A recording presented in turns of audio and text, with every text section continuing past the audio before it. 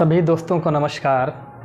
जैसा कि आप लोग प्रतिदिन देख रहे हैं, मैं बिहार एसएससी के लिए the platform volume 2 set number 15 आज कराने जा रहा हूं।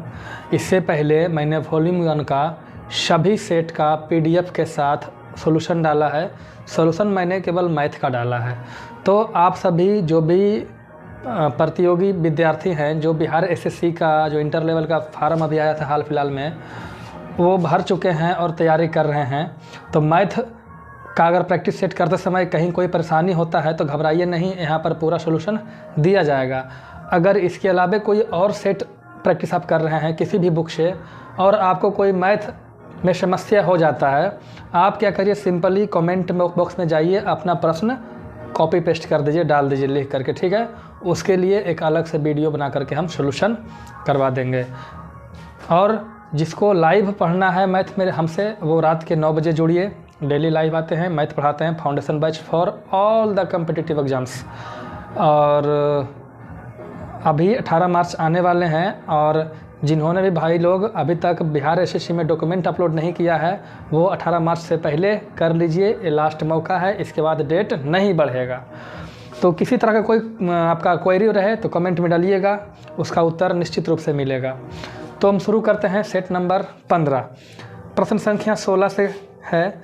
कहता है, यदि एक राशि चक्रवृद्धि ब्याज पर 4 वर्ष में 2190 रुपये हो जाता है। कोई राशि है, मान लेते हैं P है, वो 4 साल में हो जाता है 2190 रुपया, और 5 साल में मतलब अगला 1 साल बाद हो जाता है 2409 रुपया।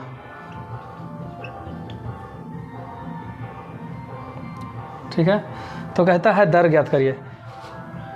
देखिए भाई, एक चीज़ ध्यान रखना, ये 4 साल में हो गया 2190 और 5 साल मतलब अगला 1 साल में हो गया 2409 रुपया। देखो मतलब 2190 से 2409 हो गया 1 साल में। देखो 1 साल का जो ब्याज होता है, चाहे साधारण ब्याज हो चाहे चक्रवृद्धि ब्याज हो, दोनों बराबर होता है, कोई फ़र्क नहीं पड़ता 1 साल में कोई वो ब्याज हो। हाँ, 1 साल में ब्याज पर कोई फ़र्क नहीं पड़ता, लेकिन 1 साल से जैसे ही ज़्यादा समय होगा तो चक्रवृद्धि ब्याज और साधारण ब्याज दोनों डिफरेंट हो जाता है। तो देखिए 1 साल की बात है तो कोई फ़र्क नहीं पड़ना है, सिंपल इंटरेस्ट की तरह बनाएंगे, समझेंगे हम। मानो कि 2190 रुपया था, 1 साल में 2409 रुपया हो गया, तो ब्याज कितना बना। अब कौन सा ब्याज 1 साल का है, तो 1 साल का कोई ब्याज कह लो, कोई फ़र्क नहीं पड़ना है। तो घटाएँगे, 9 में से 0 गया 9, 10 में से 9 गया 1, 3 में से 1 गया 2, 219 रुपया ब्याज। ठीक है, 219 रुपया ब्याज किस पे लगा, 2190 पे। तो 2190 गुने 100, या फिर अगर आप फार्मूला जानते हैं तो सीधा आप लगा दीजिएगा, ये वाला ब्याज बराबर मूलधन गुने समय गुने दर बटे 100। यहाँ ब्याज 219 रुपया आएगा, मूलधन 2190 आएगा, समय 1 साल आएगा, आर का आर रहने दीजिएगा, और यहाँ से रेट का वैल्यू निकाल सकते हैं। नहीं तो डायरेक्टली 219 का ब्याज लगा कितना पे, 2190 पे, 100 पे कितना काटेंगे तो ये कट जाएगा, ये 0 से 0 कट जाएगा, तो दर कितना हो गया, 10% हो गया आपका ब्याज। ये था प्रश्न संख्या 16। अब करते हैं प्रश्न संख्या 17। कहता है, किसी संख्या के 85% को 75 में जोड़ा जाता है तो परिणाम स्वयं आता है। मान लेते हैं कोई संख्या है 100x, कहता है इसके 85% को, तो इसका 85% करेंगे तो 85x होगा। इसमें भाई 75 जोड़ दो तो जो रिजल्ट आता है वो स्वयं मतलब कितना संख्या है 100x आता है। अब देखो इधर किधर घटेगा तो इधर हो जाएगा 75 बराबर 15x, तो यहाँ से x बराबर हो जाएगा 5। तो संख्या ज्ञात करो, संख्या क्या है 100x, तो 100 गुने 5, तो संख्या हो जाएगा 500। कहता है 40 वस्तुओं का विक्रय मूल्य 50 वस्तुओं के लागत मूल्य के बराबर है। तो मान लेते हैं एक वस्तु का विक्रय मूल्य SP सेलिंग प्राइस, तो 40 वस्तु का विक्रय मूल्य क्या हो जाएगा 40 गुने SP, वो बराबर है 50 वस्तुओं के लागत मूल्य। तो एक वस्तु का विक्रय मूल्य अगर लागत मूल्य CP मानते हैं तो 50 का लागत मूल्य 50 गुने CP। अब यहाँ से SP बटे CP बराबर 50 बटे 40। तो क्या कहता है कि लाभ या हानि प्रतिशत ज्ञात करो। तो देखो 40 में खरीद के 50 में बेचोगे तो क्या होगा, लाभ होगा। कितने का लाभ हो रहा है, 10 का लाभ कितना पे, 50 पे, तो 100 पे कितना दिख रहा है जी। हाँ काटो 50 दूनी 100, तो जो प्रॉफिट हो रहा है वो 20% का हो रहा है।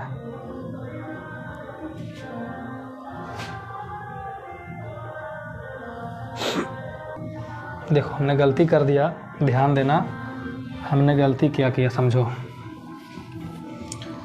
40 में खरीद के 50 में बेचे हैं तो प्रॉफिट हुआ 10 का। 10 का प्रॉफिट कितना पे, तो प्रॉफिट होता है क्रय मूल्य पे, तो 40 पे हुआ, तो 100 पे कितना है, काट दोगे 0 से 0, इससे काटो तो 25, तो प्रॉफिट हो गया 25%। तो लाइट ख़राब हो गया जी। देखो भाई कहता है एक विक्रेता 63,000 में 6 सिलाई मशीनें बेची और उसे 5% का लाभ हुआ। यदि वह 15% लाभ अर्जित करना चाहता है तो 8 मशीनें कितने में बेचनी चाहिए। देखो उसने 6 मशीन को बेचा 63,000 में, कितना में बेचा, 63,000 में, यही ना है जी। हाँ देखो तो 5% का लाभ हुआ भाई, 5% का लाभ हुआ। 5% का मतलब होता है 1/20, तो 5% का लाभ होता है क्रय मूल्य पे। तो अगर क्रय मूल्य हम मान लें 20, तो 20 का 5% 1 का फ़ायदा होगा, तो विक्रय मूल्य कितना हो जाएगा 21। तो 21 यूनिट विक्रय मूल्य है और विक्रय मूल्य है कितना 63,000। तो 21 यूनिट 63,000, तो 1 यूनिट कितना हो जाएगा 21 × 63 3,000। तो सबका क्रय मूल्य निकालेंगे, क्रय मूल्य कितना है 20 यूनिट, तो 20 × 3,000 तो हो जाएगा 60,000 हो गया क्रय मूल्य। अब कहता है 15% लाभ अर्जित करना चाहता है। भाई एक चीज़ देखना, ये क्रय मूल्य कितने मशीन का है, 6 मशीन का, ठीक है। हमें 8 मशीन बेचना है, तो जब 6 मशीन का क्रय मूल्य, 6 का क्रय मूल्य है 60,000, तो 1 का क्रय मूल्य कितना हो जाएगा, तो 1 का क्रय मूल्य हो जाएगा 10,000, भागा देंगे। 1 का क्रय मूल्य 10,000 तब ना 6 का 60,000 होगा जी। तो 8 का क्रय मूल्य कितना होगा, तो 8 का क्रय मूल्य हो जाएगा 80,000, कोई दिक्कत नहीं। अब कहता है इसी 8 का विक्रय मूल्य बता दो। भाई विक्रय मूल्य पूछ रहा है, लाभ कितना लेना है 15% का, तो पहले लिखो क्रय मूल्य, तो क्रय मूल्य हो जाएगा 80,000 और 15% लाभ लेना है, तो लिख दो 115/100, 2 0 से 2 0 काट दो। अब इसको गुना कर दो, गुना करने आता है तो 2 0 पहले हो जाएगा और हो जाएगा 15 25 40 के 0 बाकी 4, 11 8 88 और 4 92, 92,000 इसका हो जाएगा विक्रय मूल्य। आगे प्रश्न संख्या 20, काफ़ी इजी है भाई। कहता है किसी संख्या के 62% और 80% के बीच का अंतर, तो कोई मान लेते हैं संख्या है 100x, तो कहता है इसका 62% निकालो, तो 62% कितना होगा 62x, और इसका 80% निकालो तो 80x, और दोनों का डिफरेंस देखो कितना है, तो डिफरेंस कितना का है जी 18 का,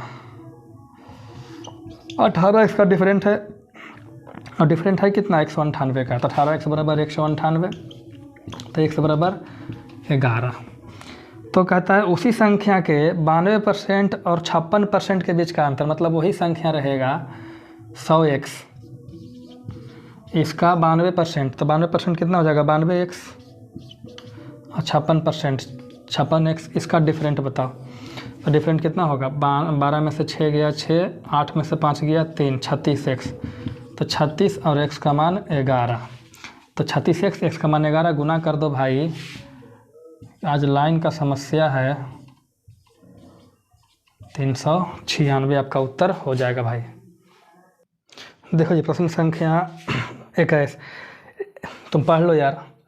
रेट है भाई 5%, और 5% बराबर होता है 1/20, और समय है 3 साल, तो 3 साल है, तो मूलधन मान लेंगे। मूलधन कैसे मानेंगे, तो मूलधन मान लेंगे 20 के क्यूब, मान रहे हैं ठीक है, तो 20 का क्यूब कितना हो जाएगा 8,000। 3 साल की बात है, तो पहला साल, दूसरा साल और तीसरा साल, ब्याज कितना लगना है 1/20, तो हो जाएगा 400। दूसरा साल भी 1/20 लगाएंगे तो ये भी 400 हो जाएगा। तीसरा साल भी 1/20 लगाएंगे तो ये भी 400 हो जाएगा। दूसरा साल इस ब्याज पर ब्याज लगेगा तो 400 का 1/20 करोगे तो 20 हो जाएगा। तीसरा साल इस 400 पर ब्याज लगेगा तो 20 बनेगा। इसका 1/20 20 बनेगा और 20 का 1/20 करेंगे तो 1 बनेगा। अब यहाँ से एक चीज़ ध्यान देना, दो चीज़ें आती है, सिंपल इंटरेस्ट और चक्रवृद्धि ब्याज, कंपाउंड इंटरेस्ट। ऊपर वाले 4 4 8 4 1200 रुपया हमारा क्या बना, साधारण ब्याज, और चक्रवृद्धि ब्याज में सब जोड़ देंगे तो 1200 20 40 60 61 1261 रुपया। देखो हमने 8000 माना था मूलधन, तो ब्याज आया 1200 रुपया, और ब्याज है कितना 1200 रुपया सही में, तो 1 यूनिट 1 रुपया। तो जो चक्रवृद्धि ब्याज है 1261 यूनिट, उससे भी 1 से गुना करेंगे तो 1261 रुपया चक्रवृद्धि ब्याज बन गया। काफ़ी आसान था भाई। प्रश्न संख्या 22 अच्छा है, कोई दिक्कत नहीं, काफ़ी आसान है, पढ़ लो तुम। एक गांव की जनसंख्या प्रथम वर्ष 10% की वृद्धि होती है और दूसरे वर्ष 12% की कमी होती है और दूसरे वर्ष के अंत में जनसंख्या 14,520 हो गई थी, तो पहले वर्ष के आरंभ में कितनी थी। तो मान लेते हैं पहले वर्ष जनसंख्या था x शुरू में। अब कहता है पहले वर्ष 10% की वृद्धि। भाई जब 10% की वृद्धि होगा तो 10% बराबर क्या होता है 1/10, मतलब 10 में 1 बढ़ेगा तो 11/10 हो जाएगा। दूसरे वर्ष 12% की कमी हो गई तो 12% की कमी हो जाएगी तो कितना बचेगा, कोई भी चीज़ अपने आप में 100% है, और जब 12% बढ़ जाए कम जाएगा तो कितना बचेगा 88%, है ना। या फिर ऐसे कह सकते हो कि पहले जनसंख्या था x, 10% बढ़ गया तो कितना हो जाएगा 110%। फिर अगला साल 12% घट गया तो 100 में से 12 घटाओगे 88% बचेगा, और हो कितना गया 14,520। कोई दिक्कत दिक्कत तो नहीं होना चाहिए। 1 0 से 1 0 कट गया, 11 से ही कट जाएगा मेरे ख्याल से। 11 एकम 11, देखो काटो, 11 एकम 11 3 और 5, 11 3 33, 11 दूनी 22 और 0, ठीक है। अब किससे कटेगा 22 से, कटो 22 चौक 88 और 22 छक 32 से 1 0, फिर कटेगा 15 बार में, तो यहाँ से x बराबर हो जाएगा 15 और 2 0 1 3 0 1 2 3 15,000। तो गांव की जनसंख्या कितनी थी पहले 15,000 थी। अब करते हैं प्रश्न संख्या 23। प्रश्न संख्या 23 काफ़ी आसान है, हम आपको एक तरीका बता रहे हैं, कर लीजिएगा। क्या कर लीजिएगा, तो x - 1/x बराबर 11, तो x³ - 1/x³ बराबर क्या होगा, सीधा इसका क्यूब करिए, 11 के क्यूब करिए और प्लस 3 गुने 11 करिए। 11 के क्यूब कितना हो जाए 1331, ठीक है। अब प्लस 11 33 से जोड़ दीजिए तो 3 1 4 हो जाएगा, 3 3 6 हो जाएगा, 1364 उत्तर हो गया। ये था ट्रिक, लेकिन अगर तरीका आपको मतलब डिटेल में करना है तो यहाँ लिख दे रहे हैं फार्मूला। फार्मूला क्या होता है, x³ - 1/x³ बराबर x - 1/x के होल क्यूब हो जाएगा plus 3 x into 1/x into x - 1/x। ये फार्मूला है, आप इससे बना के देखिएगा, सेम रिजल्ट आएगा। प्रश्न संख्या 24 आसान है, यहीं पे कर लेते हैं। कहता है एक फल विक्रेता के पास कुछ सेब है, उसमें से 30% सेब बेच दिए। अच्छा 30% बेच दिया, 30% बराबर क्या होता है 3/10, तो 10 में से 3 बेच दिया, बचा कितना 7 सेब, और कहता है 245 सेब बचा हुआ है, तो 7 यूनिट बराबर 245, तो 1 यूनिट बराबर 7 21 7 5 35। तो कहता है आरंभ में कितने सेब थे, तो आरंभ में 10 यूनिट थे, तो 10 यूनिट बराबर 10 गुने 35, 350 सेब थे। 25 नंबर प्रश्न आप लोग डिटेल में बना लेंगे, हम शॉर्टकट बता रहे हैं। कहता है 5 लड़कों की औसत ऊंचाई 175 सेंटीमीटर है, ठीक है। कहता है एक छठा लड़का उसमें शामिल हो गया, अब सभी लड़कों की औसत ऊंचाई 1 सेंटीमीटर बढ़ गया। भाई 175 था, ठीक है। अब कहता है एक लड़का जुटा तो हो गया, एक बढ़ के हो गया 176, ठीक है। तो छठे लड़के की ऊंचाई ज्ञात करो, शॉर्टकट बता रहे हैं, क्या करना ना, देखो आसान है। सोचो जो लड़का आया वो भी 175 सेंटीमीटर का होता तो औसत बढ़ता? नहीं बढ़ता। ये बात को अच्छा से समझिए कि पहले अगर औसत था, बाद में आने वाला लड़का भी अगर 175 का ही होता तो औसत नहीं बढ़ता, है ना जी। ठीक है, तो औसत एक बढ़ गया तो एक विद्यार्थी पे एक बढ़ा, एक लड़का पे, तो कुल लड़का कितना हो गया? 6। 5 पहले से, एक आया तो 6, तो 6 बढ़ेगा, मतलब 6 एक्स्ट्रा था इसके पास। किसके पास? जो नया लड़का आया। 6 एक्स्ट्रा कहने का मतलब क्या? किस में एक्स्ट्रा था 6? तो 175 से 6 एक्स्ट्रा था, तब ना जाके 6 पर जुट गया जी, जो एक्स्ट्रा बचा वो है। तो कहता छठा लड़का की ऊंचाई कितना था? तो 175 सबका था और 6 इसका ज़्यादा था तो 181। नहीं तो डिटेल में करिएगा, ये शॉर्टकट था। जो समझ गया रामबाण है। आगे कहता है 24 छात्रों ने दान के लिए धन एकत्र किया, औसत योगदान 50 रुपये था, बाद में शिक्षक ने भी योगदान किया और अब औसत योगदान 56 रुपया है, तो शिक्षक का योगदान कितना? पहले डिटेल करते हैं फिर शॉर्ट करेंगे। प्रश्न संख्या 26। देखो 24 छात्र था तो सबका औसत 50 था, तो कुल कितना रुपया जमा हो गया? 1200। अब एक शिक्षक बढ़ गया, शिक्षक बढ़ गया तो कितना हो गया सब मिला के? 25। 24 छात्र, एक मास्टर, 25, सबका औसत हो गया 56, तो कितना हो जाएगा? 1400 रुपया हो गया। ठीक है, तो अब क्या करेंगे? 1400 में 1200 घटा देंगे तो क्या बचा है? 200। ये 200 कौन दिया था? तो टीचर ने। क्यों? क्योंकि यहाँ देखो 25 आदमी का पैसा है, ये 24 आदमी का पैसा है, तो 25 आदमी के पैसा में से 24 आदमी का पैसा घटा देंगे, एक आदमी का पैसा बचेगा। वो एक आदमी कौन जुड़ा था? टीचर। तो टीचर का हो गया 200। ठीक है, आगे 27 नंबर प्रश्न। इसका भी एक शॉर्टकट है, कहिएगा तो करवा देंगे, करवा दें। चलो देखो शॉर्टकट क्या है इसका, समझने का प्रयास करना। देखो 24 छात्र था, उसका औसत 50 था। अगर शिक्षक भी 50 रुपया देता तो उसका औसत 50 ही रह जाता, 56 नहीं होता। लेकिन क्या है, उसका औसत 56 हो गया, मतलब कितना बढ़ गया? 6 बढ़ गया। 6 क्यों बढ़ गया? क्योंकि टीचर ने ज़्यादा दिया होगा। अच्छा 6 बढ़ गया 1 पर, तो कुल कितना हो गया संख्या? तो 6 बढ़ गया 1 पर और कुल संख्या भी हो गया 25। 24 विद्यार्थी, एक मास्टर, तो 25 पर कितना बढ़ा होगा? 150। तो 150 तो इसके वजह से बढ़ गया। किसके वजह से? मास्टर के एक्स्ट्रा देने की वजह से। तो कितना में एक्स्ट्रा दिया होगा? तो पहले सब 50 दे रहा था, अगर ये भी 50 देता तो सबका औसत 50 रहता, लेकिन ये 150 एक्स्ट्रा दिया तो ये 150 जाके सब में बट गया, तो 6 सबका औसत बढ़ गया। तो जोड़ देंगे तो हो जाएगा 200। 27 नंबर प्रश्न कहता है 5 के पावर 70 प्लस 7 के पावर 70, इसको 74 से भागा दे दो।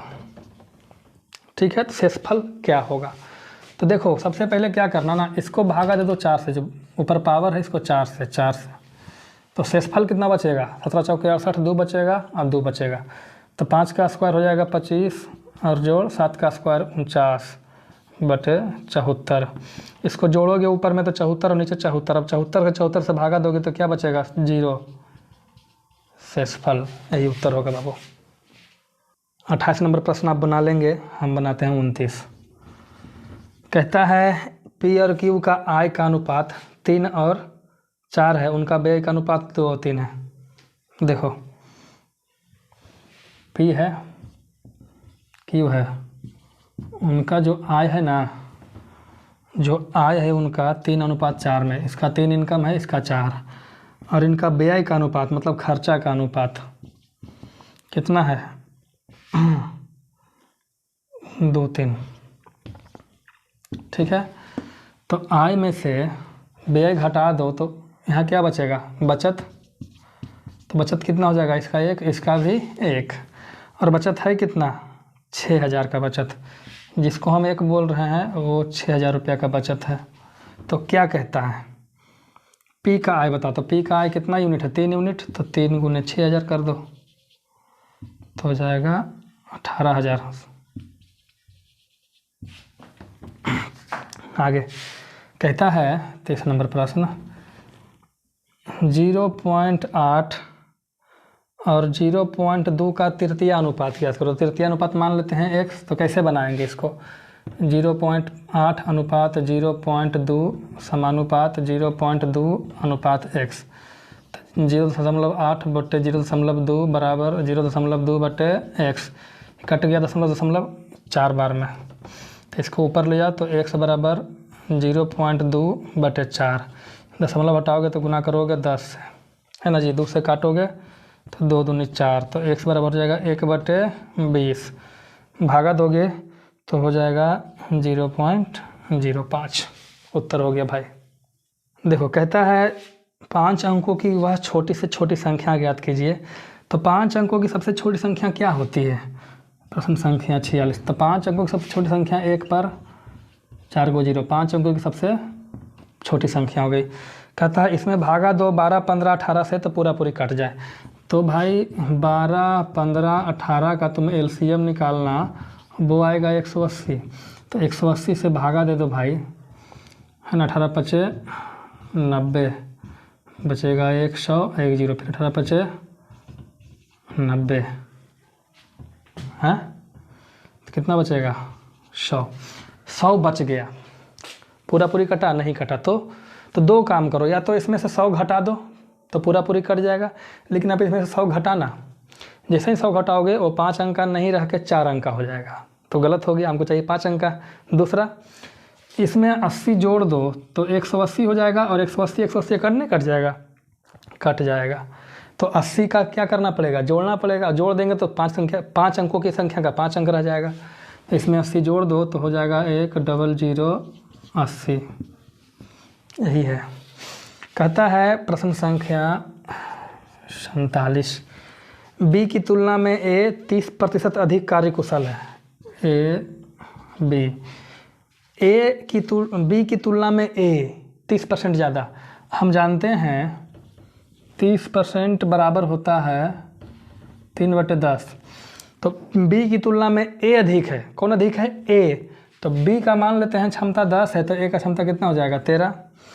कहता है बे एक काम को 13 दिन में कर सकता है। देखो क्षमता है भाई, क्षमता माने ए करता है 13 काम एक दिन में, बी करता है 10 काम एक दिन में। कहता है कोई काम है उसको बी 13 दिन में करता है, ई 13 दिन में कर देता है, तो कुल काम कितना हो गया? 10 × 13। अब कहता है इस काम को अकेले एक ही दिन में करेगा ए, तो एक दिन में कई काम करता है? 13 काम, तो काट देंगे तो 10 दिन में हो जाएगा भाई। देखो जी प्रश्न बहुत पूछता है, क्या करेंगे? 2 दूनी 4, 1 5/2। इसका बदले क्या हो जाएगा?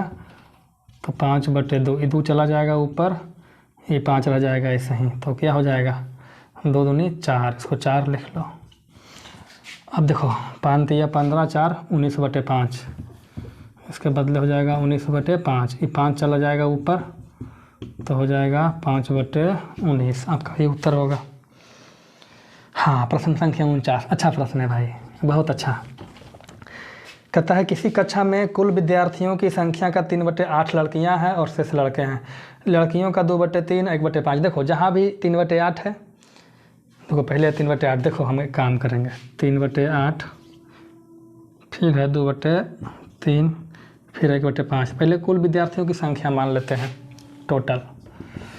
कैसे मानेंगे? तो गुना करके 8 तिया 24, 25 20 से मान लेते हैं कुल 120 विद्यार्थी है, जिसमें से लड़के कितना? लड़कियां हैं 3/8, बॉयज़ एंड गर्ल। लड़कियां कितने हैं? 3/8।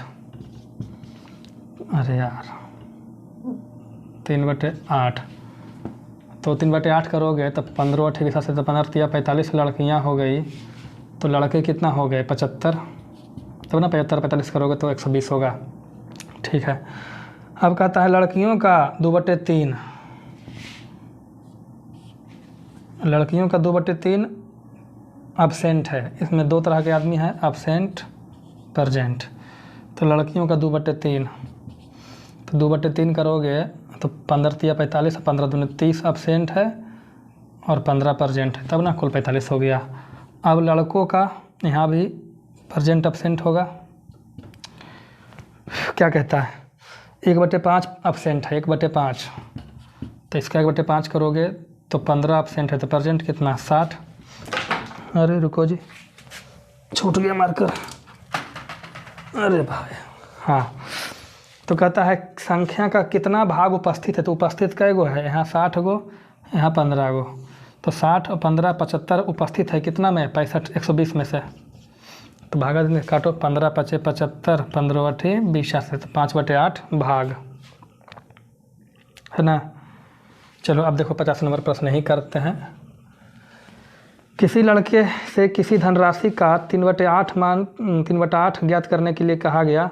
देखो उसने कहा कि भाई देखो तुम्हें काम करना, ये एक राशि दे रहे हैं, इसमें 3/8 से गुना कर देना। एक गधा कोची किया गलती से, जो संख्या दिया था उसमें भागा दे दिया 3/8 से। ठीक है, ठीक है। तो जब भागा दे दिया तो करना था ही, भागा दे दिया तो गुना में बदलेंगे तो 8/3। एक ऐसा संख्या मान लो जो इधर 3 से भी कट जाए, 8 से भी कट जाए, तो क्या होगा, 24 मान लेते हैं वो संख्या।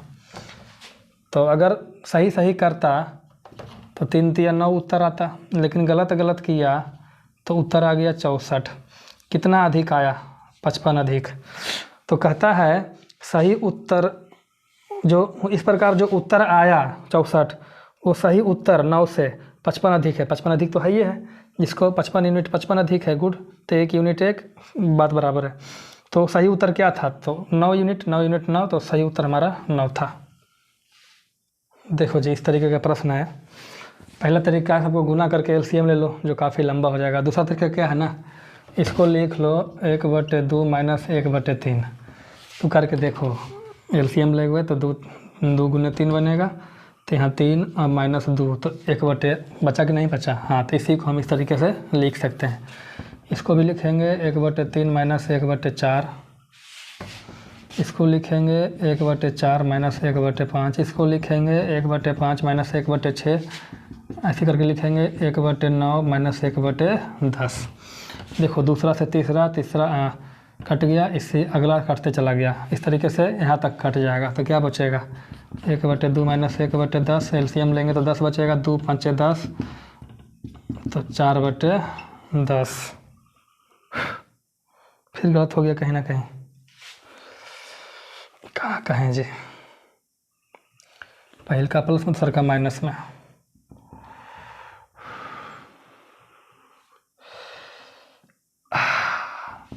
दो 2 × 4, 2 × 5 = 10, तो 2/5 सही है जी। मिटा लेते हैं। 52 नंबर प्रश्न कहता है कौन सा भिन्न पुनरावृत्ति दशमलव का होगा। पुनरावृत्ति मतलब क्या, जैसे तुम 1/3 का निकालते हो ना, तो 1.3333 ई वाला पूछ रहा है कौन होगा, तो कौन होगा। तो देखो सिंपल सा तरीका है बाबू पता करने का, भागा दे के देखना, जो इस तरीके से होगा वही उत्तर होगा, हम नहीं बताएंगे। ऐसे ऑप्शन नंबर डी इसका सही होगा, यही पुनरावृत्ति दशमलव होगा। अगला देखो दे रखा है, अच्छा प्रश्न है 53 नंबर। कहता है √24 + √96, सॉरी √216 बटा √96। ठीक है, इसको लिखेंगे 4 × 6 प्लस इसको लिखेंगे 6 × 6 × 6 और नीचे लिखेंगे 16 × 6।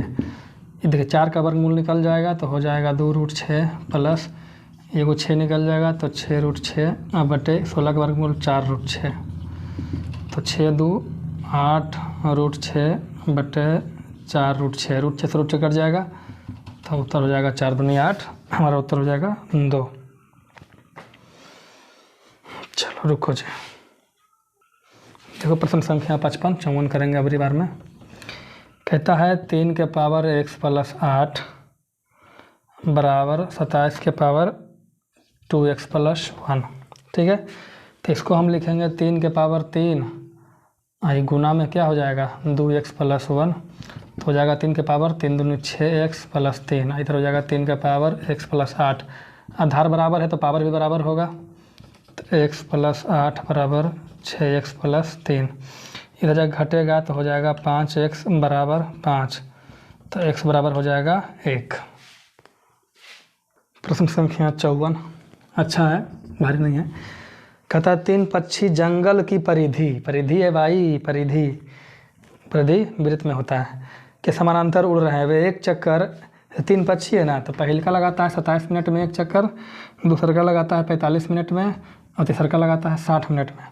तो कहता है यदि वे एक साथ उड़ना आरंभ करते हैं तो कितने समय के बाद एक साथ तीनों मिलेंगे। तो इसका एलसीएम निकाल लो, सबसे बढ़िया है।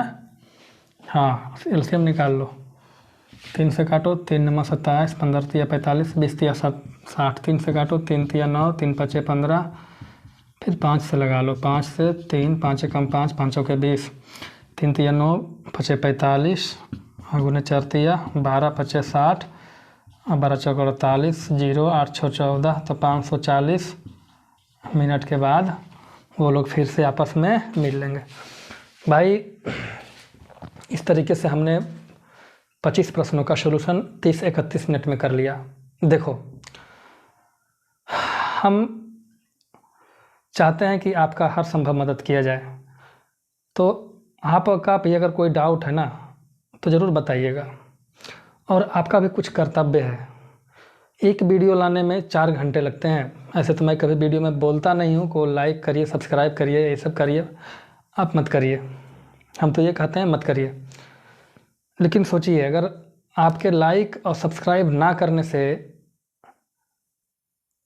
हमें कुछ घाटा होता है। घाटा क्या होता है? हमें कुछ मिलता नहीं है यूट्यूब से। अभी मेरे पास सब्सक्राइबर कम है, वॉच आवर कम है। कुछ लोग हैं जिनका ज़रूरत है वो पूरा हो जाता है, बाकी लोग को कोई मतलब नहीं है। तो हम पिछले 3 महीना से प्रयास कर रहे हैं, 1 साल तक हम करेंगे। सोचो अगर 1 साल तक मेरा चैनल मोनेटाइज नहीं होगा, कुछ पैसे नहीं मिलेंगे, तो मैं कहाँ से जारी रख पाऊँगा? 6-6 घंटा डेली समय देना है ना, आपका हर क्वेरी पूरा करना, तो नहीं दे पाऊँगा। तो अभी तो नहीं, अभी आप लाइक करिए ना करिए कोई फ़र्क नहीं पड़ता है। लेकिन अगर साल भर के अंदर मेरा टारगेट पूरा नहीं हुआ तो ये बात फिक्स मानिए कि मैं खुद का कोचिंग खोल लूँगा, वहाँ पढ़ा करके पैसे कमा लूँगा, यूट्यूब पर नहीं आऊँगा। तो बाकी आपकी मर्ज़ी है, आप चाहते हैं कि हम कंटिन्यू रखें, आपका थोड़ी ना कुछ लगना है जी, हैं? हमको तो यूट्यूब देगी, कुछ जो देगी सो देगी। इसलिए आप लोग सहयोग करिए, लाइक सब्सक्राइब कमेंट करते रहिए, ठीक है? बाकी आपकी मर्ज़ी। जय श्री राम।